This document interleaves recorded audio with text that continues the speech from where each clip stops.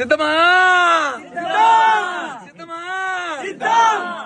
సిద్ధమా 13 సీట్లు ఎన్ని వచ్చారా 13 సీట్లు దాంట్లో కూడా రాత్రిలో ఇంటి ఉండిపో తెలియదు ఇందుక సిద్ధమా సిద్ధం అని చెప్పి ఊరికి డబ్బులు లాగలేదు జనం మీద మండదా మమ్మల్ని ఇబ్బంది పెట్టినావు మండింది మా మీద కేసులు పెట్టినావు మండింది మా ఆస్తులుగా చేసినావు మా నాయకులు విమర్శించినావు మా పార్టీ కార్యకర్తలు ఇబ్బంది పెట్టావు మా సుభాష్ని జైలుకి పంపించావు మా పవన్ కళ్యాణ్ గారి కుటుంబ సభ్యుల మీద మాట్లాడినావు ఇలా ఉంటుంది మండితే జనసేన ఇప్పుడు కాబట్టి నాకు 2 నంబర్లు కావాలండి.